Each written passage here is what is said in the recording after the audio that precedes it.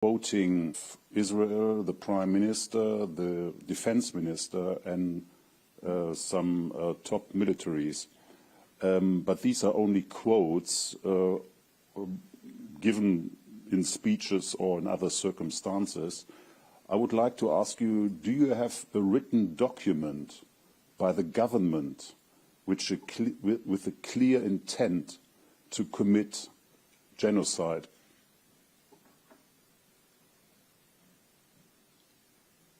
Do you think that in Rwanda and in Bosnia-Herzegovina, any government officials wrote a document saying, I want to commit genocide? Have you seen anything like that? I'll answer this for you. No, it doesn't work like that. Those statements are just the tip of the iceberg, because I have a word limit in my reports, which is quite strict. Otherwise, we could write an encyclopedia with what has been said and done. And I said it, and I mean it.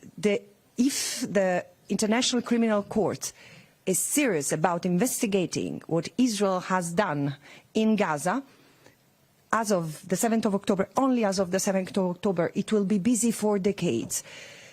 Looking at the previous genocides and jurisprudence that has been developed on those cases, it's clear that the intent can be direct in statements, public statements, declarations, having people with command authority, or having the Prime Minister and having the President of the state issuing statements. They are so dehumanizing, evoking violence. Not once, not twice, continuously, for months. It's supported by jurisprudence in other cases that this is genocidal incitement. And look what, it's been reflected, it has reverberated across the conduct of troops on the ground.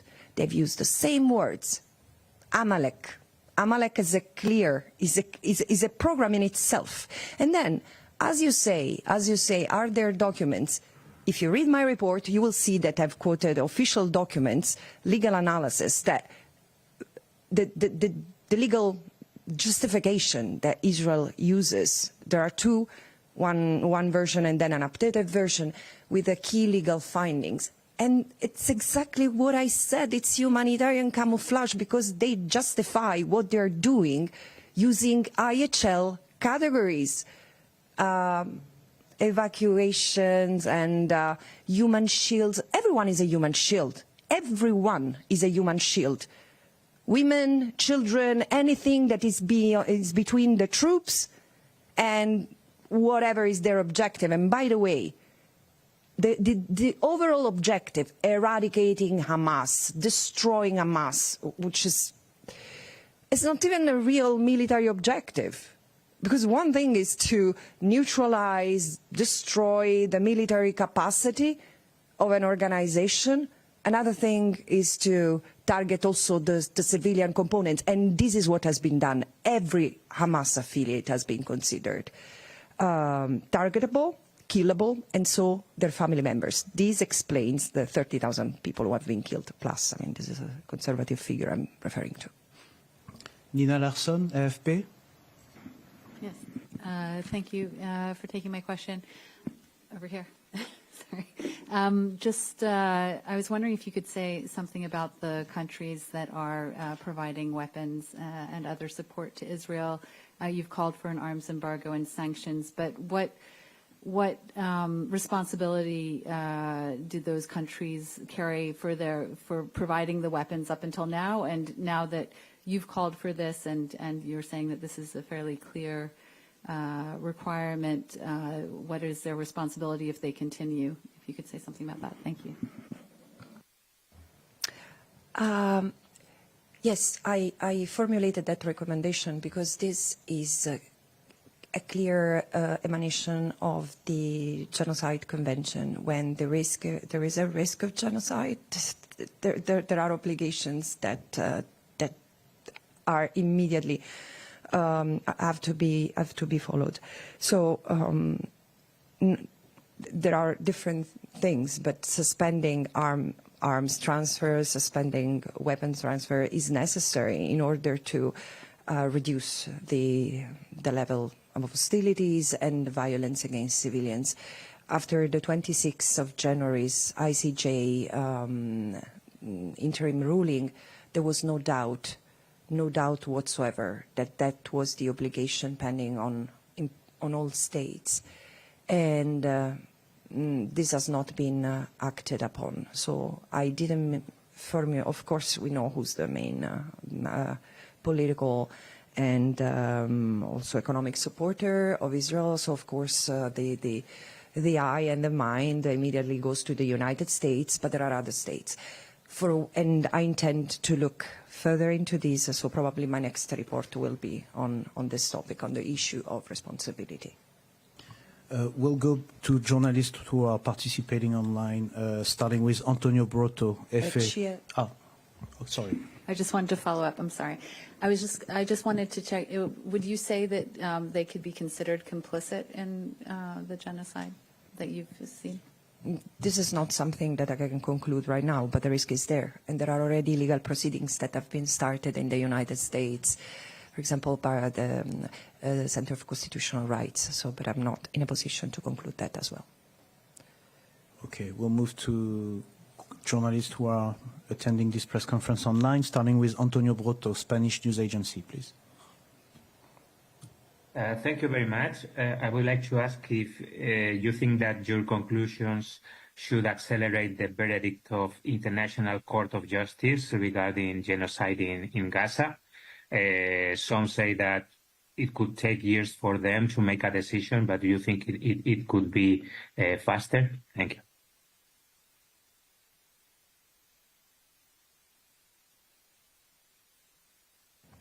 I do not know if this will accelerate the proceedings of the court. I imagine that my report brings to the fore an important piece of analysis, which is what I called humanitarian camouflage.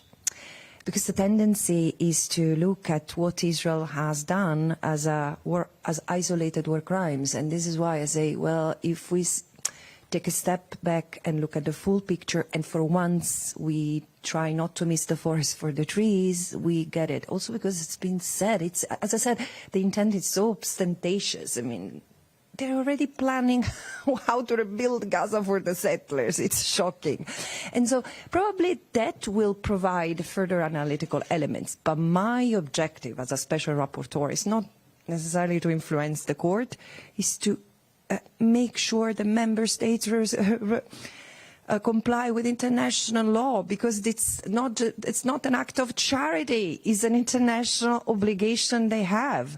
And a society which accepts to depart from international law is a society, and I talk about the international community, which accepts to face barbarity, because this is when we leave the use of force unchecked rule our international order. A second question online from Yuri Aprelev, RIA Novosti, Russian news agency. Oui, bonjour et merci pour ce briefing. Je vais vous poser la question en français, si vous n'êtes pas contre. Dans vos courtes remarques préliminaires, vous avez dit que 3 faits laissaient penser qu'un génocide était commis à Gaza. Le premier que vous avez évoqué, c'est la mort massive de civils. Le deuxième que vous avez évoqué, c'est les conditions inhumaines qui sont imposées à la population palestinienne. Et je n'ai pas le troisième, raison pour laquelle je vous pose la question. Et je voulais aussi savoir si ces conditions s'appliquent uniquement à Gaza ou si elles concernent aussi la Cisjordanie. Merci. It's on, yeah. Et oui, alors, il y a 3 actes que j'ai cités dans le rapport. C'est les killings, sorry. La cause infligée de la souffrance physique et mentale à la population, à un membre du groupe, et la création de conditions qui rendraient la vie impossible. aux membres du groupe. Et disons, de nouveau, tout l'ensemble, dans la préparation du rapport, c'était difficile pour moi de vraiment distinguer et d'analyser séparément les différents éléments, parce qu'ils sont tellement l'un dans l'autre, c'est-à-dire priver la population d'hôpitaux, d'anesthétiques. C'est soit causé de la douleur aux enfants et aux autres adultes qui ont été amputés sans anesthésie. Vous voyez, c'est une chose incroyable. Mais à la fois, c'est aussi créer les conditions à la population pour ne pas pouvoir vivre. On ne sait pas encore combien de gens sont morts parce qu'il n'y avait pas des hôpitaux et il n'y avait pas la possibilité de se soigner normalement. C'est pour ça que finalement, ça seront les tribunaux qui vont how do you say, ascertain. Bon, de toutes les façons, vont confirmer tout ce qui s'est passé dans le détail, mais ça, c'était, disons, ma conclusion. Une troisième question en ligne, Nick Cumming-Bruce, The New York Times, before we go back to the room. Yeah, good morning. Thank you for taking the question. Your report includes a recommendation for deploying an international protective presence. I wondered if you could just dig into that, explain what it is you've got in mind, and say whether or not you've engaged and had any discussions with states on that particular issue, where the thinking is going on that. And a second question, just following up on my colleagues, you say it's too soon for you to determine whether states providing arms are complicit in commission of war crimes or potentially genocide. Could you just explain a little bit what the reasoning there is? I mean, on one hand, we've got states that are providing weapons that are being used directly in the hostilities that you say may amount to acts of genocide. So what's holding you back from identifying complicity? Thank you. What holds me back from referring to complicity is that I've not investigated this. I mean, I don't throw claims out there on matters that I've not investigated, as simple as that. Although, I say, it's under our watch. But if it's so much under our watch, why other responsible actors do not intervene? So I will, as I said, I will investigate this, and unless there are no other urgent priorities. And I apologize to the journalist before, because he asked me another piece of question, and I hope you won't mind me answering in English. But no, I've not looked at whether genocide, the crime of genocide, extends to the West Bank and East Jerusalem. But again, the problem is that here genocide is committed against a group in whole or in part, and here the attack is against the Palestinian as a people, where they are still a fracture of the international orders that hits the people as such, so not the people of Gaza, the Palestinian people in Gaza. I must apologize, but I didn't. I'm sorry. I'm also extremely sick today, and it's a bit painful to be here. So I apologize, but I will ask you to repeat the first part of the question because I missed it. Yeah, sure. It was the reference in your report to the deployment of an international protective presence. What did you have in mind, and have you had any discussion with people? What's the thinking around that? Thank you. Yes, of course. Those who have followed my work since I became a Special Rapporteur know that I've been recommending the establishment of a protective presence for a long time now.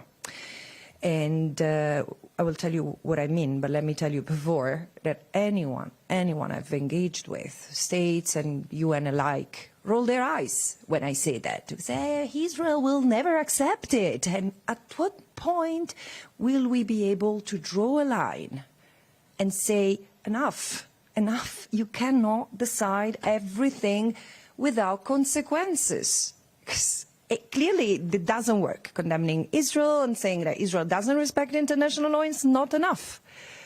So what I mean by protective presence, it's an international presence, meaning people who are neither Israelis nor Palestinians, who are outside of the, let's say, the conflict dynamic, although for me the word conflict is not necessarily accurate to describe what happens. But if we need a force that interposes itself between the Palestinians and the not Israeli citizens, because there are so many, not enough, but so many Israelis who are engaged with the Palestinians in the occupied Palestinian territory, in the West Bank, in East Jerusalem, with shepherds and trying to, they are a protective presence. They go, so this is the thing that should be done, making sure that pending the withdrawal of Israel's military presence in the occupied Palestinian territory,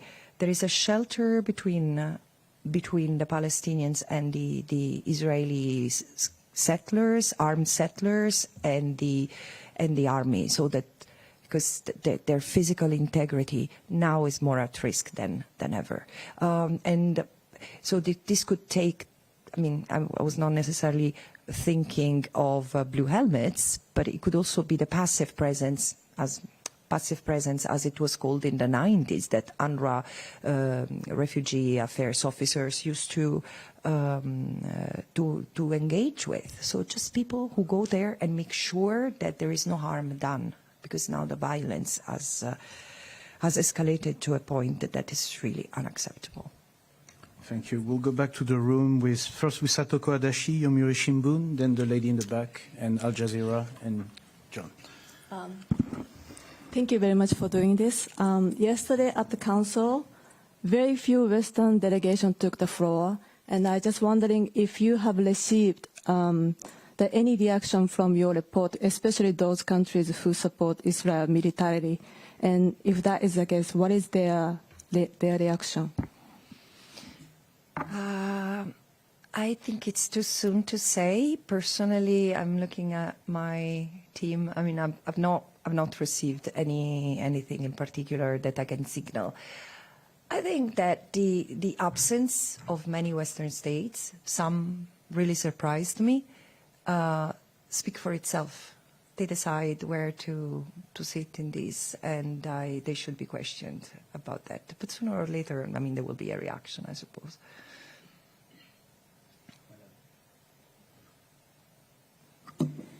Thank you. Actually, we heard a lot about raping Israeli women. This narrative, Israeli narrative, did you receive any evidences that it happened? And from the other side, we also received many reports and heard a lot of Palestinian delegations saying that Israeli occupation army raped Palestinian women in Gaza and inside the prisons also. Can you confirm any of both narratives? Do you have any evidences about this? No. And did any of both sides use rape as a war weapon? Thank you. Can you please mention your name and your media outlet? Yes, my name is Dina Abisab. I'm a reporter of several Arabic media. Thank you.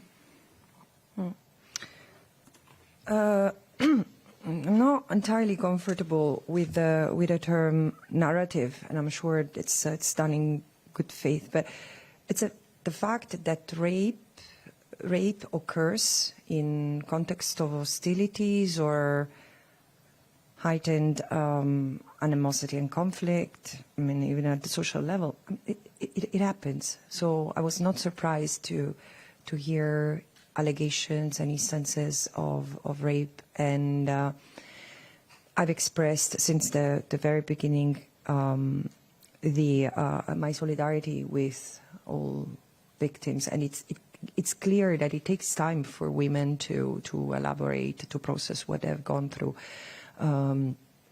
What I was very disturbed by was the weaponization of anything that has happened on the 7th of October. Personally, I have not received information. I've read reports that have been written. I didn't find any convincing evidence, but this doesn't mean that I believe that that rape didn't occur. This is for what happened in Israel, yes, special rapporteurs have received allegations of rape against Palestinian women, and not only Palestinian women, women and men. In detention centers, or while deprived of their liberties, because this is a conference. I mean, I'm not going to go in detail about that, but yes, we received this, and we have inquired with the Israeli authorities. We have also denounced it publicly because it was of serious concern, among other crimes being committed against the Palestinians. And, yeah, we shall see. Hafez Moriba, Al Jazeera.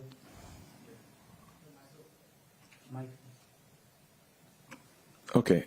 Mrs. Albanese, how do you answer some countries like the United States who are more or less skeptical towards your report? And some American officials said that there is no evidence that genocide has been committed in Gaza. Thank you. Let's agree that we disagree. I do believe that the evidence is significant, is cogent, as I said in the report, and also, I mean, I don't find this statement particularly surprising, considering where it comes from. So it's like, I mean, no, let me not make reference to metaphors today, because I'm not in a great shape. So, but frankly, they are not an impartial voice in this respect. So. John Zaracostas, France 24.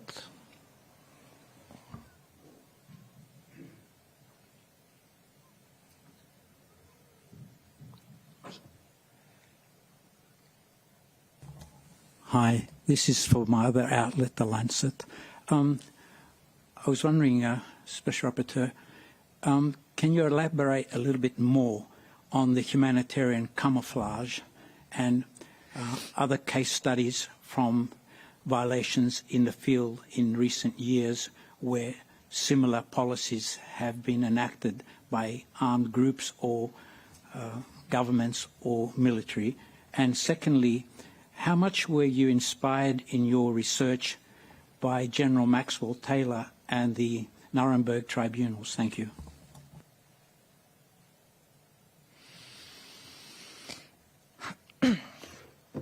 By humanitarian camouflage, I mean the use, the misuse, the distortion of international humanitarian law. Principles of proportionality, distinction, precautions have been invoked. I mean, Israel has justified, has explained its military actions as proportionate, as not targeting civilians. They didn't achieve their goal, considering that 70% of the victims have steadily been women and children throughout the assault on Gaza. And so there has been an abuse of these categories. And in the report, I made reference to human shields, medical shielding, evacuation orders and safe zones, and collateral damage. I won't have the time now to elaborate on each and every one of them, but just to pick one. Human shields. The use of human shields is prohibited under international law. So, and it occurs when military action takes place behind civilians, so as to use them as a shield. And of course it's prohibited. The point is that Israel has used the concept of the allegation of Palestinian armed groups using human shields since the very beginning of its military campaigns against Gaza in 2008, 2009, 2012, 2014, 2020, 2012, 2014, 2021, 2022, and including during the Great March of Return. So, and these allegations have proven false to a certain point. Even Israel, in certain instances, Israel had to retract those allegations, and this is documented in the report. So I'm saying that this is not new. It has been used at an unprecedented level this time, because again, everything has been justified, and it's very overwhelming. It's overwhelming in the Israeli explanations and documents that Hamas uses human shields. And so instead of doing what IHL requires, so providing evidence that in each attack, that's where not avoidable because it was Hamas using human shields. The very configuration of Gaza's population has been considered human shielding.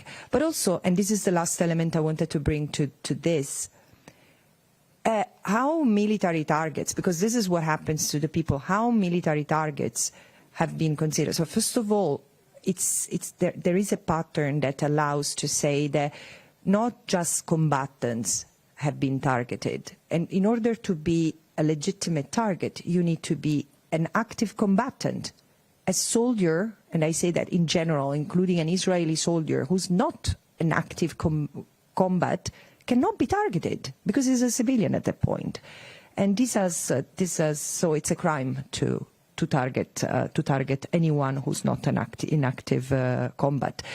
But also the physical targets have been identified through an AI system on using criteria that have led to target an entire building, for example, based on the presumption that an Hamas affiliate had been there. And this is, so there was no military purpose to target the entire building. And of course, and there is overwhelming evidence of how medical premises have been destroyed on this basis, on using false allegations that then have proven wrong, and still this has not spared any facility from the military attack. Merci. Nous allons prendre deux questions via Zoom, en commençant par Jérémy Lanche, Radio France Internationale, s'il vous plaît. Merci Pascal. Bonjour Madame Albanese. Je vais vous faire repasser en français, je m'excuse si ça ne vous dérange pas trop. Une question rapide. Est-ce que vous nourrissez l'espoir, un peu fou peut-être, que votre rapport va accroître la pression sur Israël d'une telle manière que la conduite des opérations va peut-être changer pour le reste du conflit, ou bien c'est totalement illusoire de penser ça? Bon, évidemment, si je n'avais pas cet espoir fou, comme vous dites, je travaillerais pas. C'est-à-dire, mon but finalement, c'est de voir la fin de cette violence sans sens. Et si ça va se passer, je peux pas le dire, mais j'espère que oui. Et ça se passera pas sans une réaction forte des États membres, des membres des Nations Unies, qui doivent, comme je l'ai dit tout à l'heure, ils doivent respecter les obligations émanant du droit international qu'ils ont signé. Parce que maintenant, c'est pas, je le répète, c'est pas un acte de charité et de solidarité avec le peuple palestinien. C'est des obligations du droit international que tous les États ont. Voilà. Thank you. Another question online from Christian Ulrich, DPA, German News Agency. Merci, Pascal. Et retour en anglais, Madame Albanese, s'il vous plaît. You are being criticized and vilified so much, including for your outspokenness and your media presence. Does being so outspoken not make it more difficult for you to fulfill your mandate? Have you ever considered being less vocal, or is it conceivable that the criticism might force you to consider stepping down? Thank you. No way. It will never happen, I can tell you. I mean, it's making me sick a little bit, I can say, but again, it's not the criticism. Frankly, it doesn't change my work. Does it? Do you see any effect on it, frankly, media people in the room? No, because on the contrary, can I use a non-UN term word? No, better not. No, it just infuriates me. It pisses me off. Of course it does, but then it creates even more pressure not to step back, because human rights work is first and foremost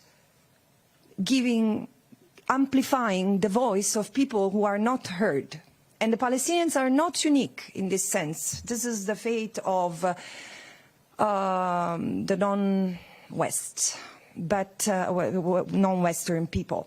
So I find so insulting to dismiss what the Palestinians are going through, as many, including your colleagues in the West, are doing. Now it starts to change. It took the life of 30,000 people for some media, for some journalists to realize what's happening and to stop asking, do you condemn Hamas? Of course one condemns Hamas. How not to condemn Hamas? But at the same time, nothing justifies what Israel is doing. So, yeah, I need to say that, and I will continue to say that. And I mean, I might decide at some point to step out, simply because I also have a private life that I would like to enjoy, but it won't be because they vilify or they mistreat me in the public discourse. Thank you. A question from Jamie Keaton from AP, or American in Paris. Hello, Madam Albanese. I really just wanted, you made a response to Jeremy in French, and I just wanted to see if you could say a little bit more about what you hope to achieve by the issuance of this report. Thank you.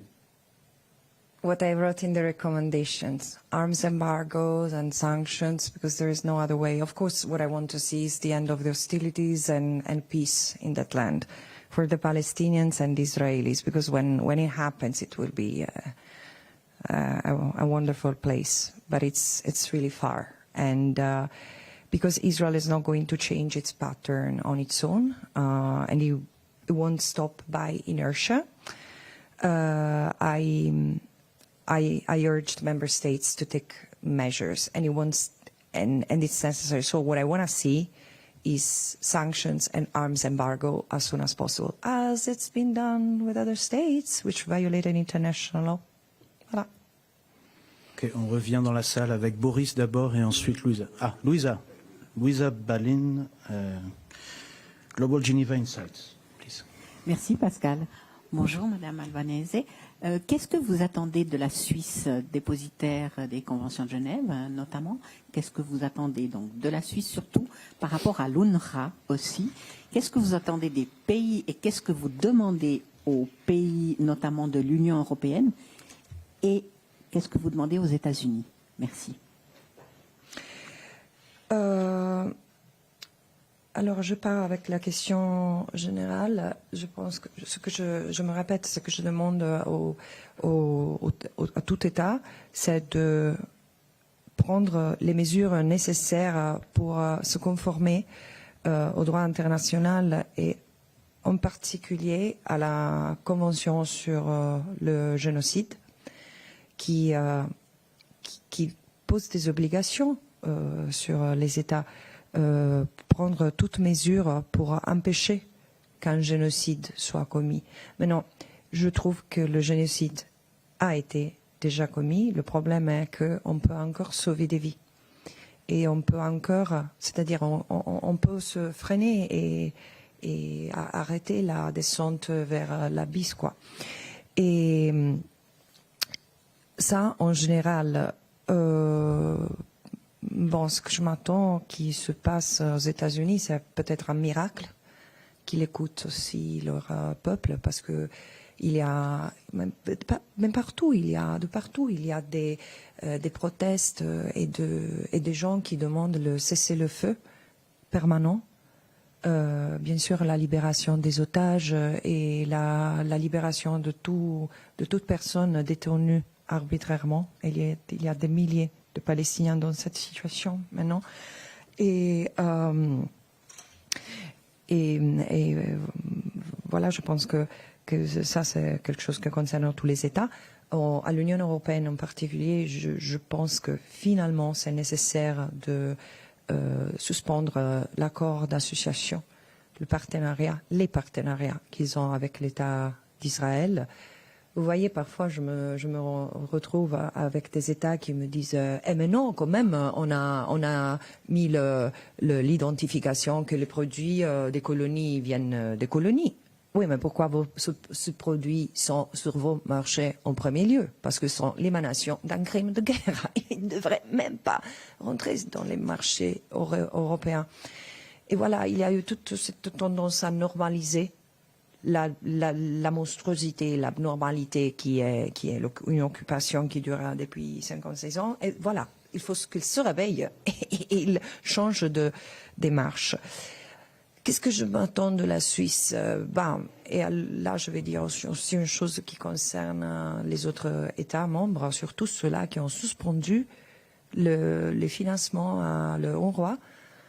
Et c'est très grave, il faut le réinstaller, il faut garder. Je sais qu'en Suisse, il y a eu un débat s'il faut continuer à soutenir l'UNRWA, mais ça, c'est pas récent. Ça dure depuis longtemps.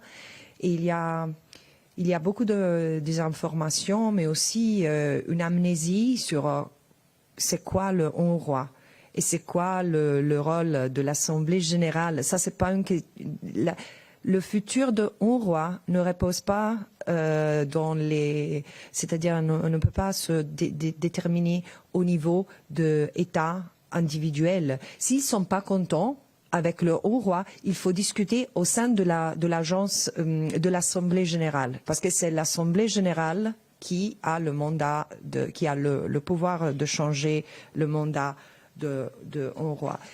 Et voilà, la Suisse est aussi un pays qui s'est toujours dit neutre.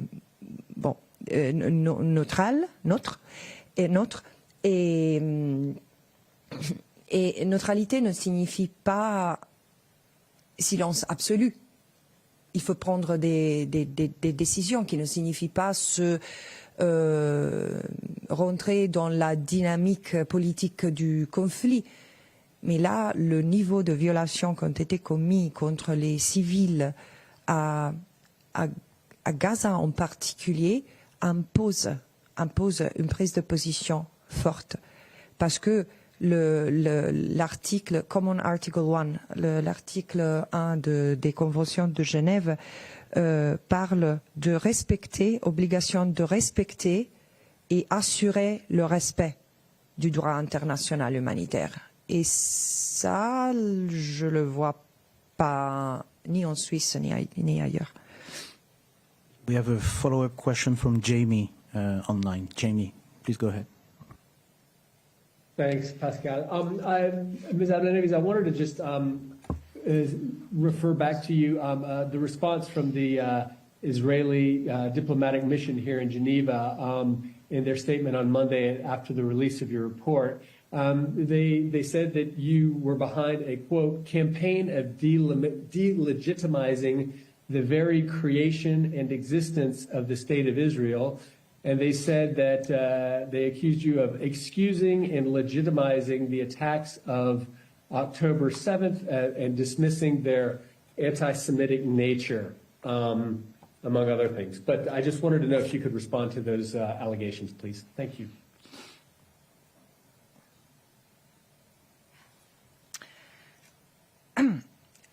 No, I'm not behind nor in front of any campaign to delegitimize the State of Israel. But if you want if we want to use this expression, I'm part of a movement which wants the end of the apartheid, which wants that Israel behaves and lives in accordance with international law. Is it that such an affront to expect that Israel, member of the United Nations, whose existence I've never questioned, behaves like it should as a member of the United Nations that respects international law? Because this is the point. I don't question, for the record now and for the future, I do not question the existence of the State of Israel.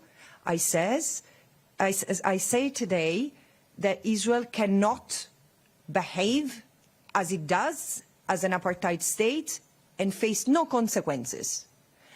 And the second thing is that there is amnesia that the State of Israel, around the birth of the State of Israel, because it was the outcome not just of one tragedy, but it's connected to two tragedies. And one is very well known and absorbed, which is the tragedy, the horror of the Holocaust. The other, what it meant for the native people of Palestine, the creation of the State of Israel, dispossession, forced displacement, and this is history. This is history. Even Israeli historians have written that. Benny Morris, first and foremost. So no, I mean, again, I'm accused because I'm someone who doesn't suffer from historical amnesia. That's it. Anti-Semitism. Everyone who dares uttering a word of criticism against Israel is accused of anti-Semitism. I've said it from the very beginning of my mandate. This is so dangerous. This is so dangerous, first and foremost, for Jewish communities wherever they are. Because I do understand why every Jew, I mean, there are many Jews who are critical of Israel, but there are many who feel such love and such deep connection with Israel, which is fine. It's okay. This is not up to us to judge. Those who are judged are member states. But at the same time, using every kind of argument that is made again, against Israeli practices of apartheid and right now, in my view, the genocidal practices that Israel is displaying is accusing everyone of anti-Semitism is also, reveals bad faith. Because, frankly, what has been scandalous and shocking to many, which led Israel to finally officialize its policy of PNGing special rapporteurs, in my case, is that, no, I don't find any evidence that what was caused, what the crimes that were committed against Israelis on the 7th of October were propelled by anti-Semitism, which doesn't mean, and I issued a statement on that, which doesn't mean that there is no anti-Semitic sentiment in any of those who participated in the attack. This I cannot know. But saying that the 7th of October was caused by anti-Semitism makes two things. On the one hand, as also Jewish scholars themselves have said, take out of the context completely Israel's responsibilities in creating the conditions that have led to the violence that animated those who the violence that was committed against Israeli civilians on October 7. And the second, it maintains this. It feeds this this discourse that Israel is facing an existential threat because the Palestinians are anti-Semitic and therefore each means is justified. This is absolutely outrageous. And this is what's happening. And I was so disappointed to see that this is not only an argument made by Israel. This is amplified by Western media and Western politicians. So, yeah, I mean, sometimes I'm not particularly strategic in how I pick my fights, but I'm happy. I'm happy I did what I did, saying, I'm sorry, this is not anti-Semitism, and I face the consequences, and I'm still alive. Ms. Albanese has a tight schedule. We have time for one last question, if there's any.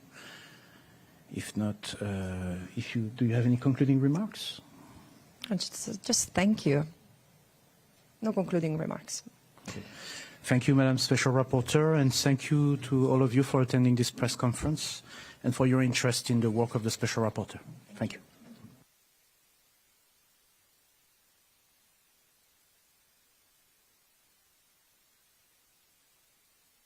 Recording stopped.